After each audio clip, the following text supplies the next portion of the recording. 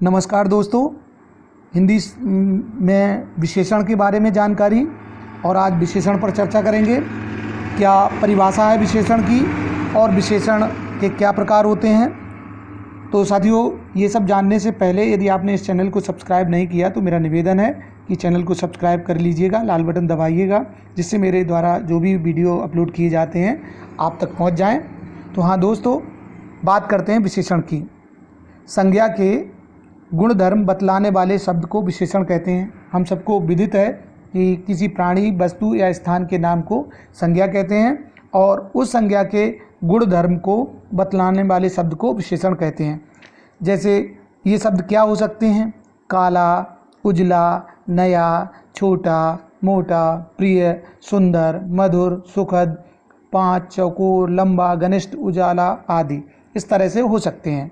तो साथियों, ध्यान रखें कि संज्ञा के जो लक्षण या गुण या धर्म बताते हैं वो कहलाते हैं विशेषण। और विशेषण होते हैं 4 प्रकार के, और इनको भी जो विभाजन किया गया वो गुण और धर्म के आधार पर ही विभाजन किया गया है। और विशेषण के 4 प्रकार होते हैं: गुणवाचक विशेषण, परिमाणवाचक विशेषण, संख्यावाचक विशेषण और सार्वनामिक विशेषण। एक बार देख लें। बिल्कुल गुण के आधार पर गुणवाचक विशेषण, परिमाण मतलब मापने के आधार पर परिमाणवाचक विशेषण, संख्या दी गई हो संख्यावाचक विशेषण, सार्वनामिक विशेषण। तो इस तरह से ये 4 प्रकार के विशेषण हो गए। अब 4 प्रकार के विशेषण हैं, तो इनमें 4 प्रकार के विशेषणों के क्या गुण होते हैं अलग अलग और उनके क्या उदाहरण हो सकते हैं, इन पर बात करते हैं। सबसे पहले आता है गुणवाचक विशेषण। गुणवाचक मतलब कौन कौन से गुण, लक्षण कह सकते हैं। तो संज्ञा की अवस्था, संज्ञा का रंग, संज्ञा का गुण, संज्ञा का आकार आदि का बोध कराने वाले शब्द को गुणवाचक विशेषण कहते हैं। साधारण शब्दों में अगर परिभाषित करें गुणवाचक विशेषण को तो कह सकते हैं संज्ञा की अवस्था, रंग, गुण, आकार आदि का बोध कराने वाले शब्द को गुणवाचक विशेषण कहते हैं। उदाहरण के लिए युवा व्यक्ति, काला घोड़ा, नया कपड़ा, भूखा आदमी, नई पुस्तक, प्राचीन परंपरा, मीठी खीर, कोमल पुष्प, चौड़ी सड़क इत्यादि। इसके बाद आता है परिमाणवाचक विशेषण। जैसा कि नाम से स्पष्ट है, परिमाणवाचक मतलब माप, तौल और मात्रा का बोध कराने वाले शब्द को परिमाणवाचक विशेषण कहते हैं।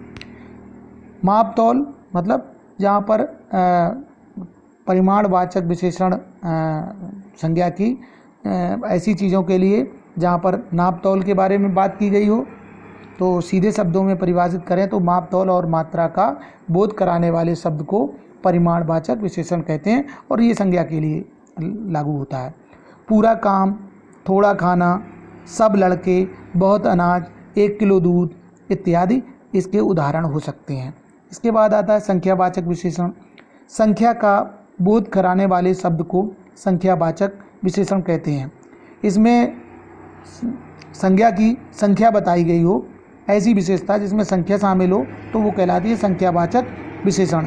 जैसे 5 आदमी, 4 लड़के, 5वां पृष्ठ, दुगना दाम, 9 लखा हार आदि संख्यावाचक विशेषण हो सकते हैं। इसमें जो संज्ञा है उसके पहले संख्या दी गई होती है तो संख्यावाचक विशेषण कहते हैं। अब आता है सार्वनामिक विशेषण। ये थोड़ा सा अलग है। संज्ञा के पहले आने वाले सर्वनाम को सार्वनामिक विशेषण कहते हैं। उदाहरण के लिए, यह हाथी विशाल है। अब इसमें संज्ञा तो हाथी है, लेकिन संज्ञा से पहले यह आ गया तो यह हाथी विशाल है। वह घोड़ा नया है, तो घोड़ा संज्ञा है लेकिन वह पहले आ गया। इसी तरह कौन जानवर है, कौन जानवर, जानवर संज्ञा है लेकिन कौन शब्द पहले आ गया इत्यादि उदाहरण हो सकते हैं। कुछ उपाय करो, उपाय संज्ञा है लेकिन कुछ पहले आ गया। तो जहाँ पर संज्ञा के पहले आने वाले सर्वनाम को सार्वनामिक विशेषण कहते हैं। तो साथियों, ये थी विशेषण और ये विशेषण संज्ञा के पहले आते हैं और विशेषता बताते हैं संज्ञा के। ये जानकारी यदि आपको अच्छी लगी हो तो बिल्कुल शेयर करें, कमेंट्स करें और यदि चैनल को सब्सक्राइब नहीं किया तो सब्सक्राइब करें। धन्यवाद।